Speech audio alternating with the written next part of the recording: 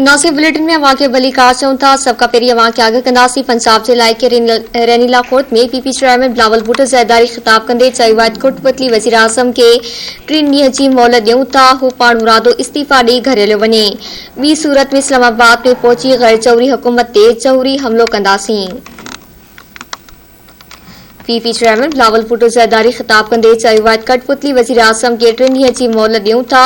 हू पाण मुरादो इस्तीफ़ा ॾेई घर हलियो वञे। ॿी सूरत में इस्लामाबाद में पहुची गैर जौहरी हुकूमत ते जौहरी हमलो कंदासीं। अवां खे आगाह कई पिया। पीपी चेयरमैन बिलावल भुट्टो ज़रदारी ख़िताब कंदे चयो आहे त कठपुतली वज़ीर आज़म खे 3 ॾींहं जी मोहलत ॾियूं था। हू पाण मुरादो इस्तीफ़ा ॾेई घर हलियो वञे। ॿी सूरत में इस्लामाबाद में पहुची गैर जौहरी हुकूमत ते जौहरी हमलो कंदासीं। अपडेट्स मालूम कंदासीं धरती टीवी जे रिपोर्टर अब्दुल्ला सोलंकी खां। जी अब्दुल्ला, आगाह कजो।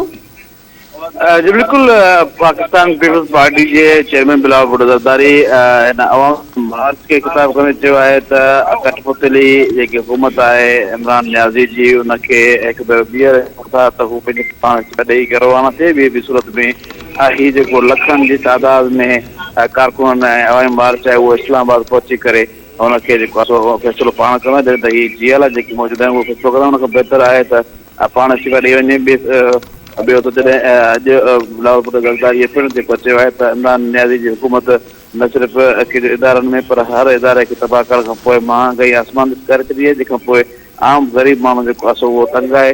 हिन ते जेको आहे सुनामी आंदी आहे ऐं वॾी ॿोॾ आणे छॾी आहे महांगाई जी, जिन माण्हू तंग थी विया आहिनि। तंहिं करे हर शहर हर इलाइक़े मां हज़ारनि तादाद में माण्हू निकिरी इमरान ख़िलाफ़ नारेबाज़ी कनि पिया ऐं को न्याज़ी को जा नारा हणंदा आहिनि।